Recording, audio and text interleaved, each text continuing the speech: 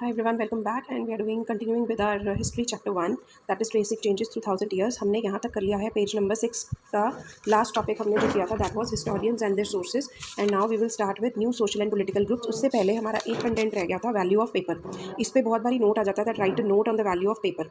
ठीक है, and there is a question here that when was paper more expensive and easily available in 13th century और 14th century.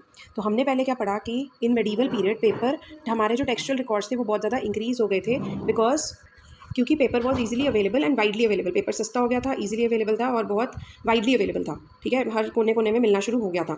But यहाँ पे एक question आता होता है that write a note on the value of paper in 13th और 14th century. या फिर तो आपने उसके लिए ये दोनों पॉइंट्स एक्जैक्टली याद करने हैं, या फिर एक ये क्वेश्चन आ सकता है when was paper more expensive and easily available. तो पहले हम ये दो पॉइंट समझते हैं. In the middle of 13th century a scholar wanted to copy. तो हम क्या बात कर रहे हैं 13th सेंचुरी के मिड में. ठीक है, तो मतलब 1250 के अराउंड. 13th सेंचुरी कहाँ पे एंड होगी 1300 ईयर पे.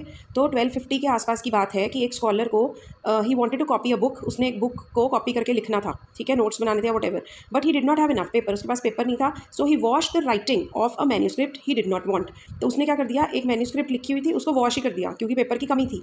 And write the paper and use it. तो इससे क्या पता चलता है कि in the mid of 13th century there was shortage of paper and the paper was more expensive. कि उसने ओरिजिनल मैन्यूस्क्रिप्ट ही वॉश ऑफ कर दिया. पता नहीं वो कंटेंट हो सकता था जो मिस हो गया. अब हमारे हिस्टोरियंस को पता ही नहीं चलेगा कि क्या था उस कंटेंट में. अ सेंचुरी लेटर मतलब 100 साल बाद. तो मतलब अब हम 14th सेंचुरी में आ गए. 13th में थे पहले, मिड ऑफ 13th, अब मिड ऑफ 14th के आसपास. If you bought some food in market you could be lucky and have the shopkeeper wrap it for you in some paper. अब इसकी इंटरप्रिटेशन क्या हो सकती है कि 14th सेंचुरी में, मिड ऑफ 14th सेंचुरी में इतना पेपर आ गया कि जब आप खाना भी खरीदते थे ना तो वो भी शॉपकीपर पेपर में रैप करके देता था. So this means that paper was more expensive in 13th century. और उसका रीज़न आप ये लिख सकते हो, ये वाला point. And in 14th century it was easily available because shopkeeper would wrap the food in the paper. And if we bought food from the market, the shopkeeper would wrap the food in the paper and give it to us, hand over to us. So ये हमारा difference है.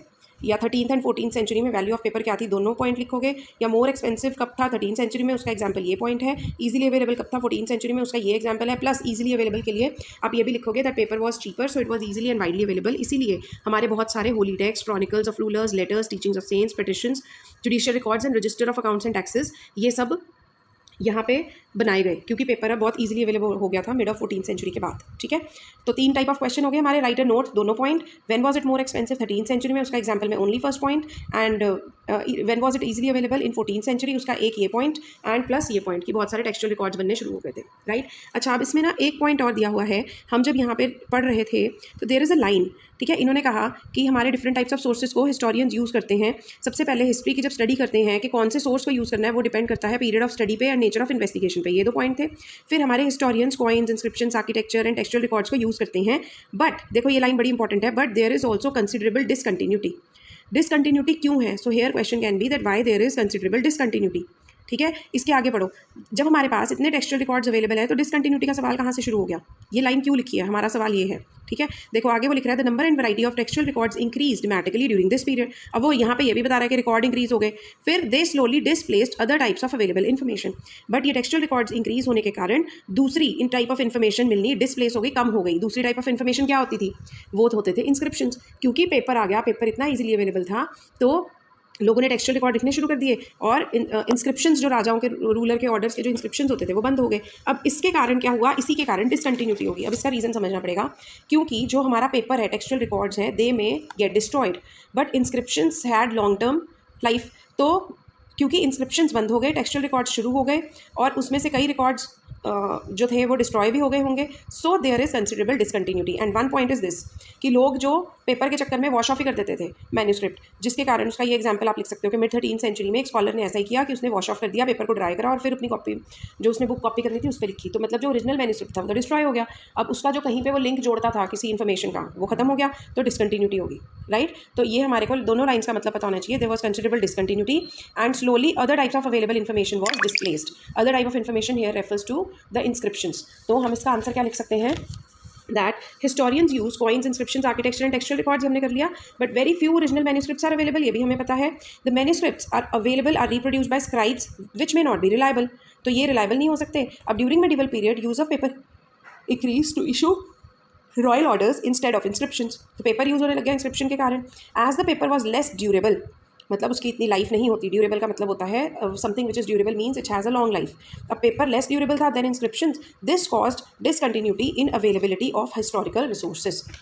ठीक है, I hope this point is clear. Now let's go to the next topic जो हमने आज की video में शुरू करना था, which is new social and political groups. अब इस टाइम पे और क्या बदलाव आ रहे थे हमारी सोसाइटी में कि न्यू सोशल ग्रुप्स इंक्रीज हो रहे थे, मतलब सोसाइटी में नए नए ग्रुप्स बन रहे थे, और राजनीतिक ग्रुप्स, पॉलिटिकल ग्रुप्स भी नए नए इमर्ज हो रहे थे।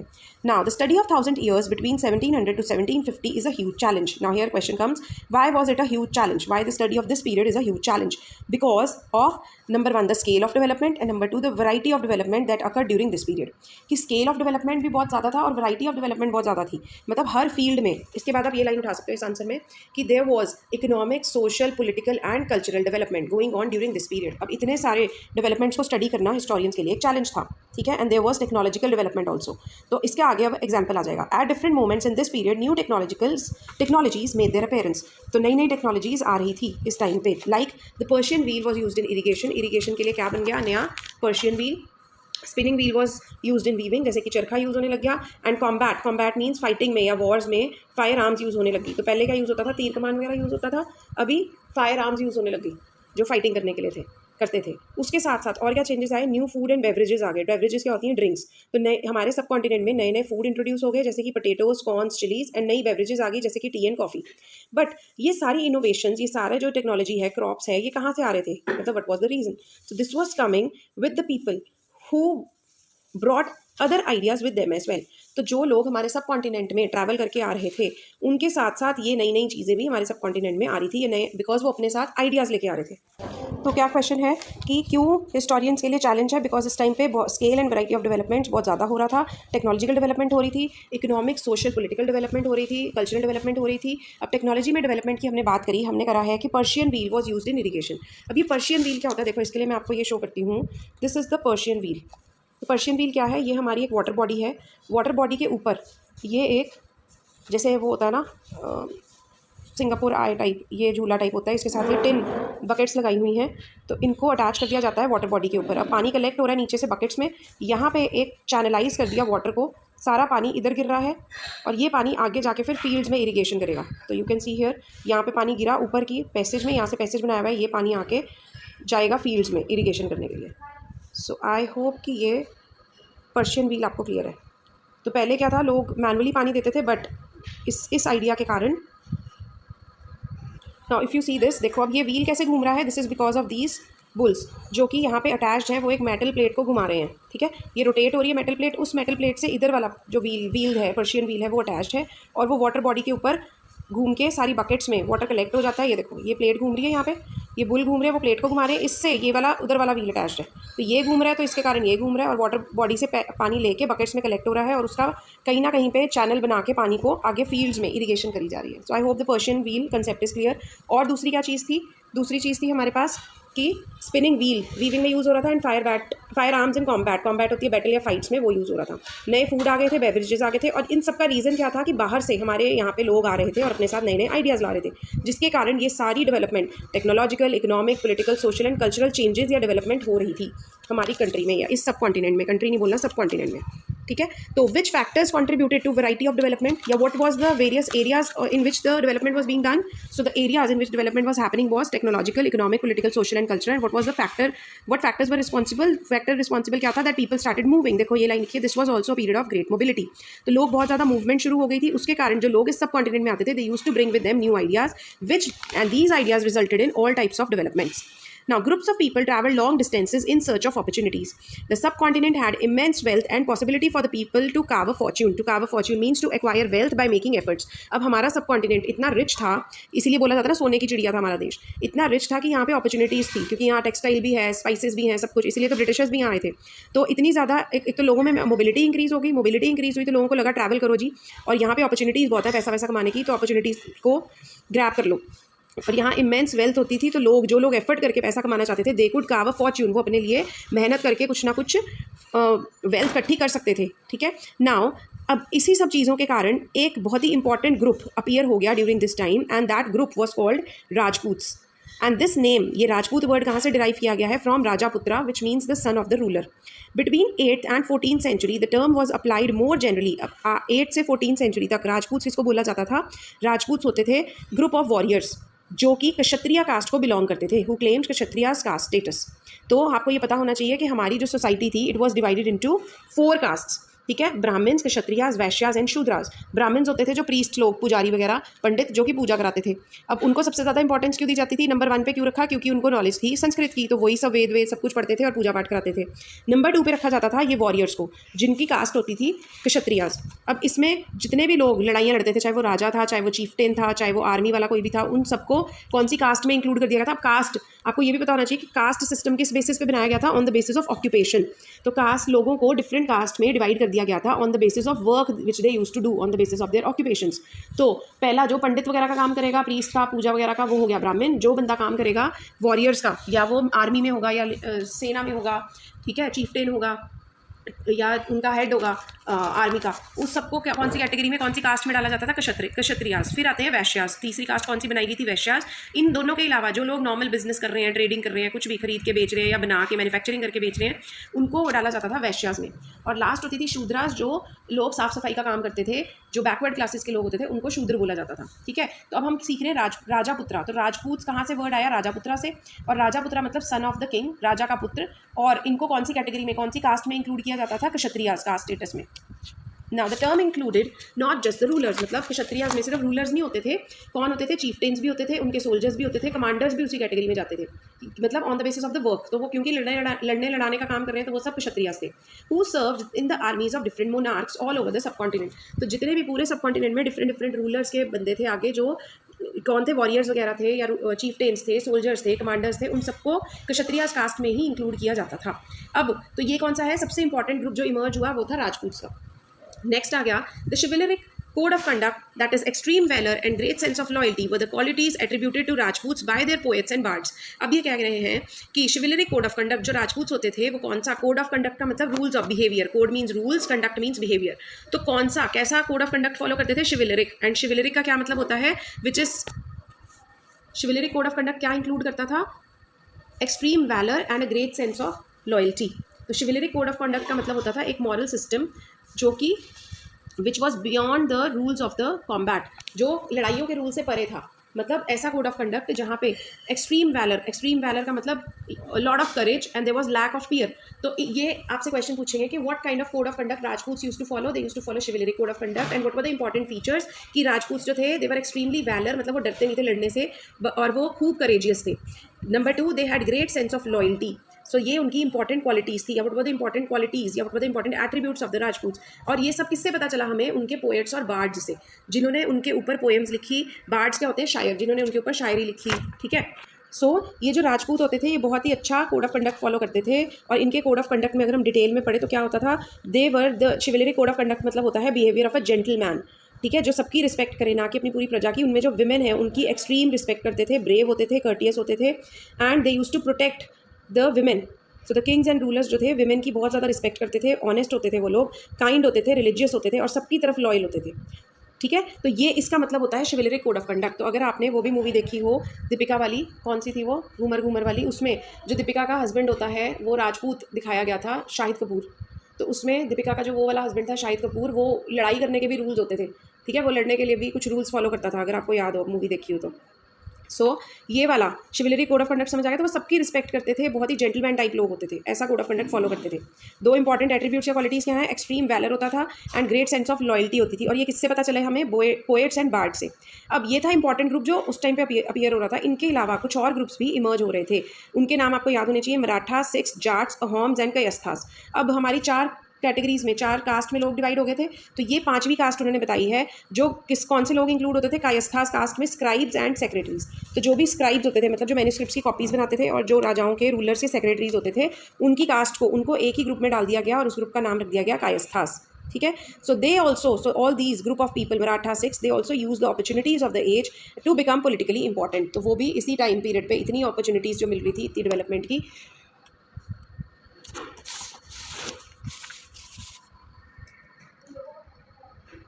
तो इमर्जेंस ऑफ जातीज़ में हमने क्या पढ़ना है कि पहले फ्लो चार्ट से पढ़ेंगे फिर बुक से पढ़ेंगे तो इट विल बी ईजी। तो ग्रेजुअल क्लियरिंग ऑफ फॉरेस्ट हुई, जिसके कारण लैंड अवेलेबल हो गया तो एग्रीकल्चर होना शुरू हो गया, एक्सटेंशन ऑफ एग्रीकल्चर।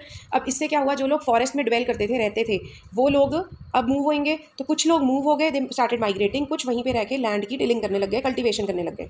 जो कल्टीवेशन कर रहे थे वो क्या बन गए, फार्मर्स बन गए या पेजेंट्स बन गए। इन पेजेंट्स के ऊपर बहुत सारे लोग अपनी इन्फ्लुएंस करने लग गए इनको, जैसे कि रीजनल मार्केट्स के तुम इतने का बेचो, जो कमांडर्स थे, चीफटेन्स थे, वो पंडित वो कि तुम हमको इतना अनाज दो, ठीक है भाई, हम तुमसे ऊपर वाली कैटेगरी में बैठे हैं, कास्ट में बैठे हैं। मोनास्ट्रीज और टेम्पल्स, ये सब इनको इन्फ्लुएंस करने लग गए।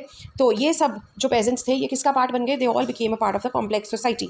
ठीक है, नाउ वेयर रिक्वायर्ड, और इनसे टैक्सेस भी लिए जाने लग गए, और वो गुड्स एंड सर्विसेज की फॉर्म में इनको देने पड़ते थे लोकल लॉर्ड्स को, मतलब जो लोकल रूलर होता था उस एरिया का, उसको। इसके कारण क्या हुआ, डिफरेंसेस इमर्ज होने लग गए। कौन से differences, social and economic differences. Now because of these differences people सब कास्ट में डिवाइड होने लग गए, ठीक है। और सब कास्ट को क्या बोला जाता है, जातीज। तो अलग अलग जातीज इमर्ज होनी शुरू हो गई। तो ये पूरा आंसर क्या है, इमर्जेंस ऑफ जातीज, कि जातीज कैसे इमर्ज हुई, ठीक है। अब जब ये जातीज इमर्ज हो गई, मतलब सब कास्ट इमर्ज हो गई, तो रैंकिंग करी जाने लगी, और रैंकिंग दो बेसिस पे करी जाती थी, on the basis of background and on the basis of occupation, कि आप कैसी बैकग्राउंड को बिलोंग करते हो और आप काम क्या करते हो। बट ये जो रैंक दिया जाता था लोगों को, वो परमानेंट नहीं होता था, ठीक है, वो चेंज होता रहता था। और किसके हिसाब से चेंज होता था, on the basis of PIR, that is your power, influence and resources, कि कितनी पावर है आपके पास, कितनी इन्फ्लुएंस है या कितने रिसोर्सेज हैं, उसके हिसाब से आपका जो रैंक होता था वो ऊपर नीचे कर दिया जाता था, ठीक है।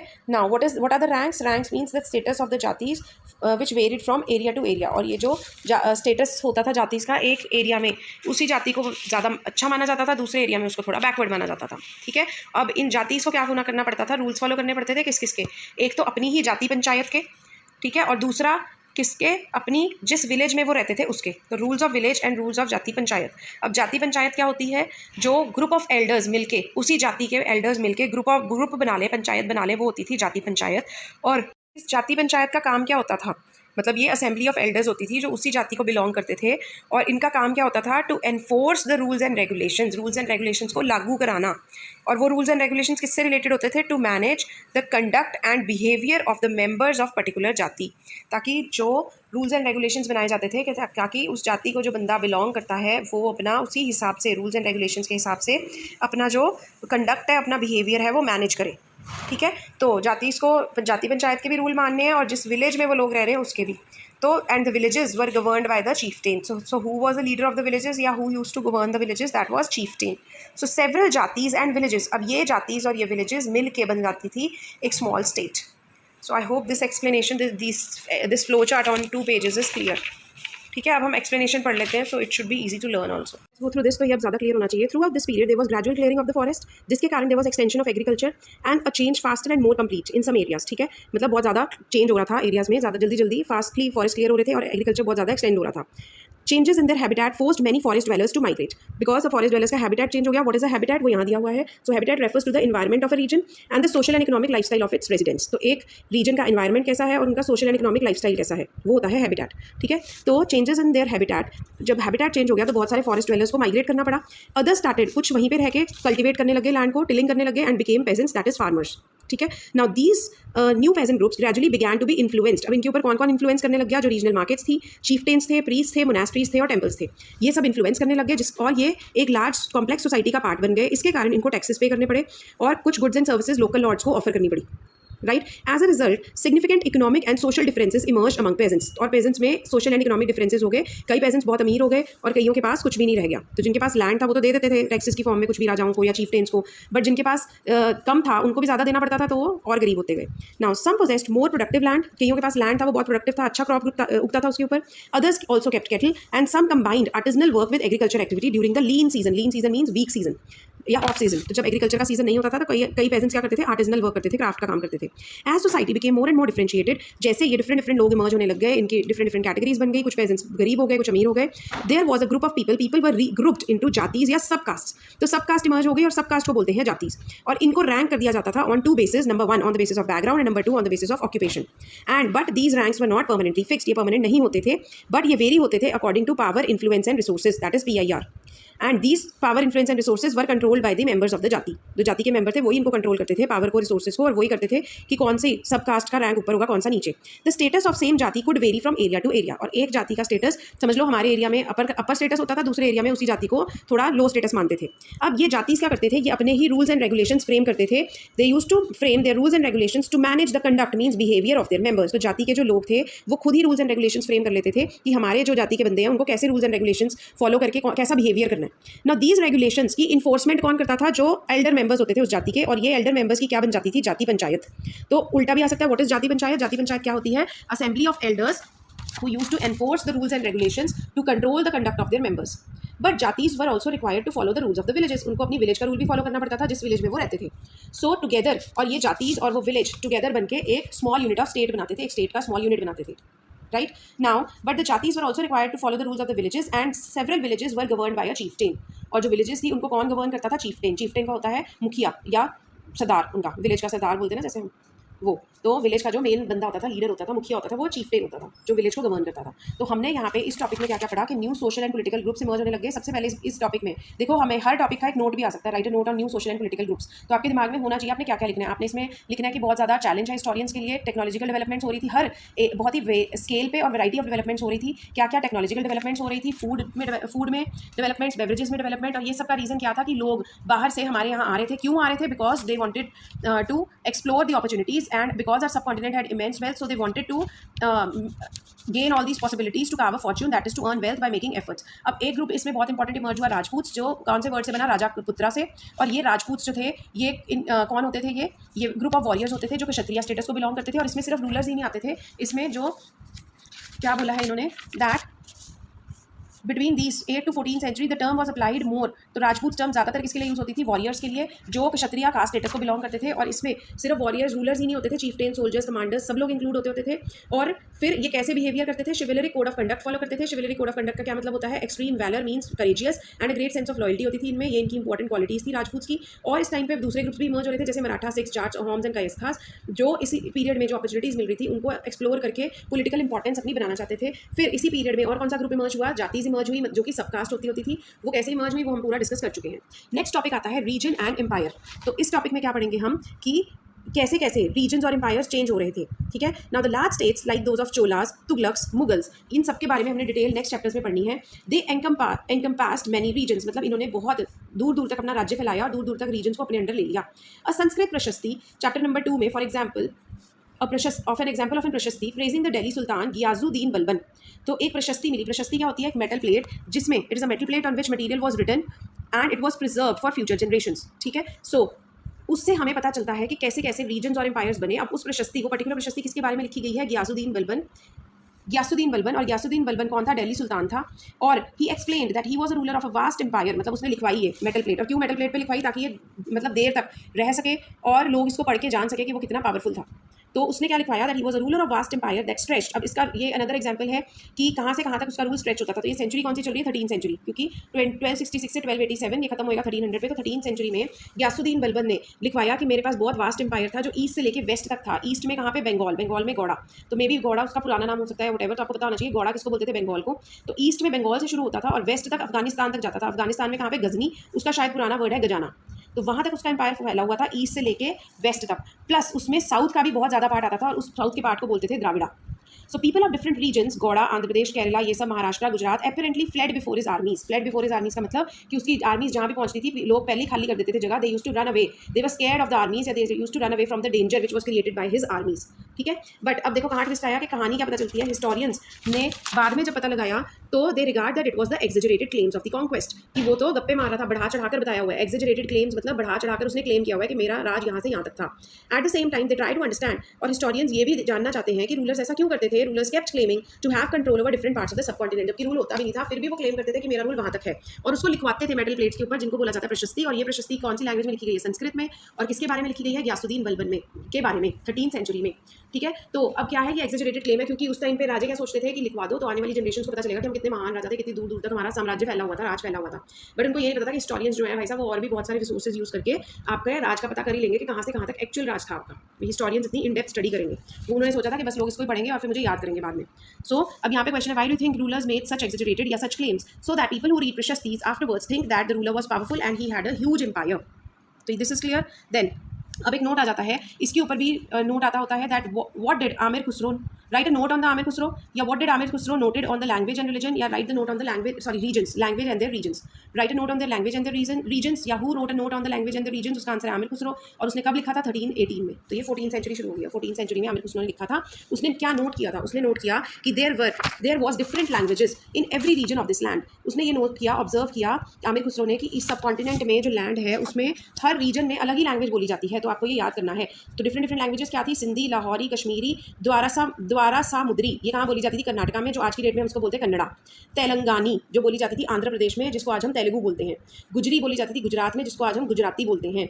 माबारी बोली जाती थी तमिलनाडु में, और आज हम वहाँ तमिल बोलते हैं। और गौरी इन बंगाल, और आज हम वहाँ बंगाली बोलते हैं। And Awadhi in eastern Uttar Pradesh, और ईस्टर्न उत्तर प्रदेश में क्या बोली जाती थी? अवधी। एंड हिंडावी, हिंडावी मीन्स हिंदी, कहाँ पे बोली जाती थी? दिल्ली में, हिंदावी। तो ये आपको याद करना है, किसी भी फॉर्म में क्वेश्चन आ सकता है कि तेलंगानी कहाँ की थी? आंध्र प्रदेश। आंध्र प्रदेश के अकॉर्डिंग टू आमिर खुसरो आंध्र प्रदेश में कौन सी लैंग्वेज थी? तेलंगानी। कर्नाटका में कौन सी थी? द्वारा समुद्री। गुजरात में कौन सी थी? गुजरी। एंड तमिलनाडु में कौन सी थी? मबारी। और यूपी में कौन सी थी? अवधी। और दिल्ली के पार्ट्स में कौन सी होती थी? हिंडावी।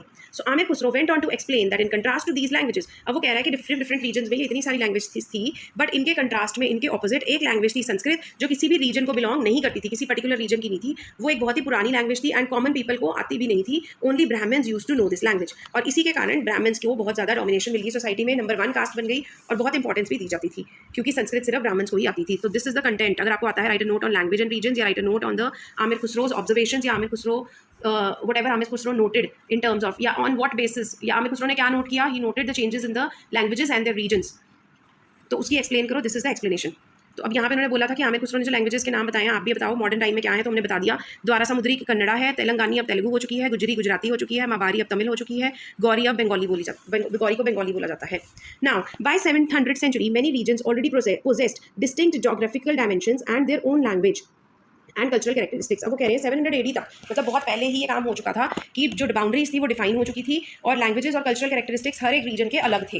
ठीक है, तो ये 700 AD में ही हो गया था।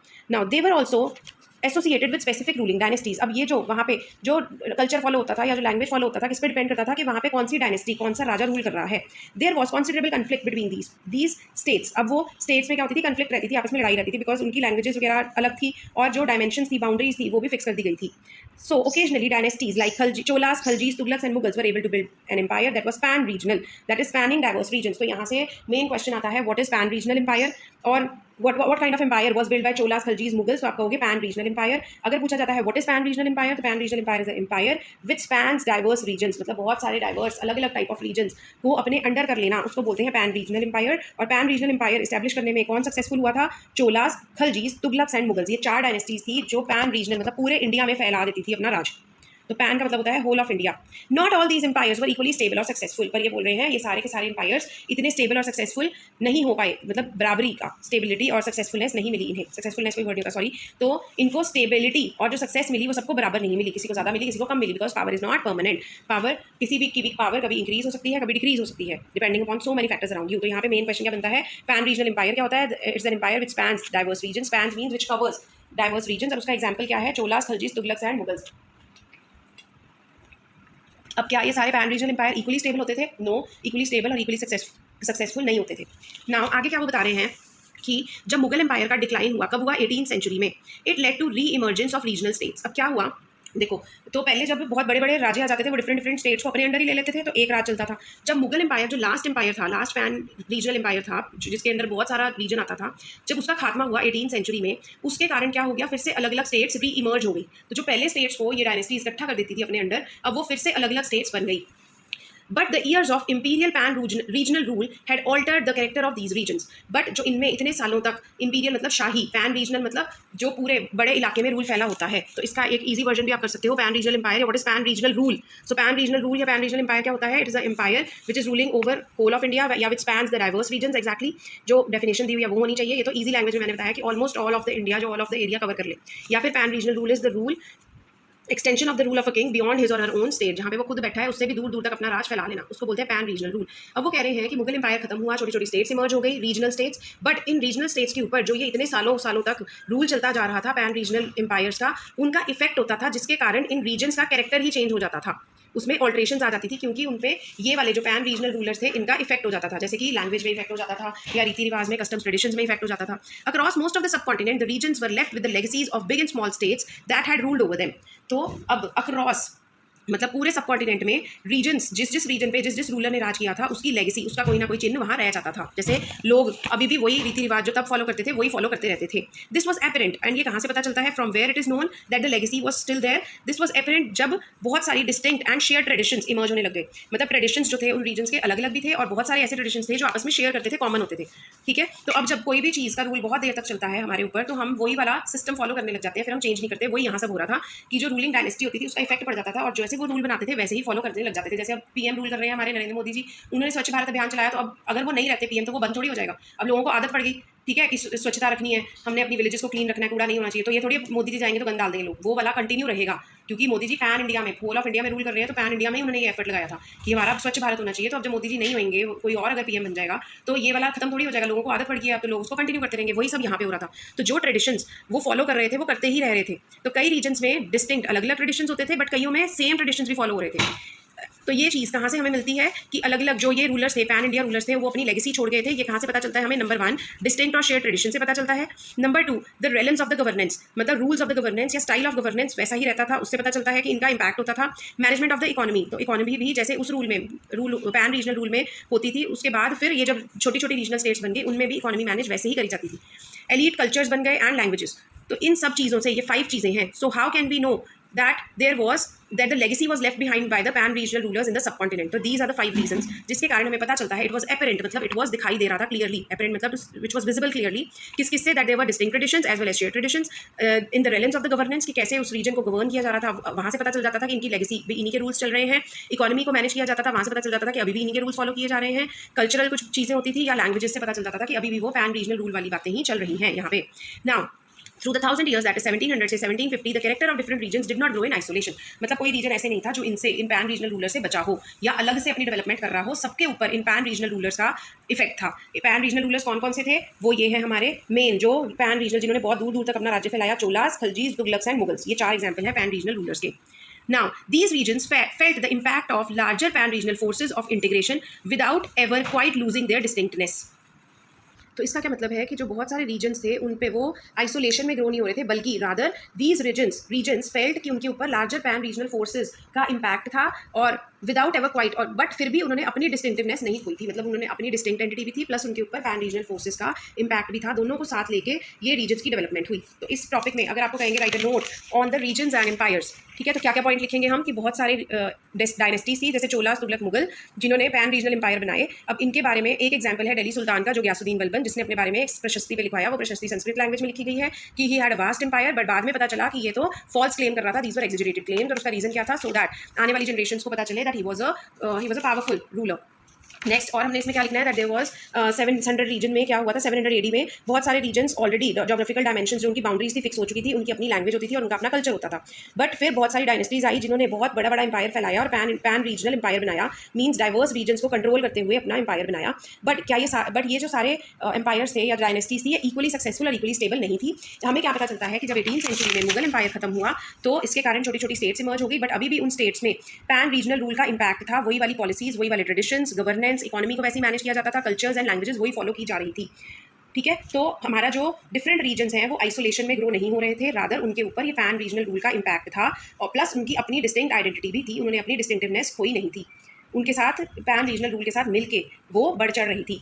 अब आमिर खुसरो ने क्या नोट दिया है कि डिफरेंट लैंग्वेजेस बोली जाती थी डिफरेंट रीजन्स में, और उनकी लिस्ट ऑफ लैंग्वेजेस ये हैं। उसके बाद उन्होंने कहा है कि what did he say about the Sanskrit language, ये क्वेश्चन आ सकता है। तो he said that Sanskrit was a language which did not belong to any particular religion, it was a old language and belong to and was not known to common people, rather only it was known to Brahmins। तो ये अपनी language में आप change कर सकते हो।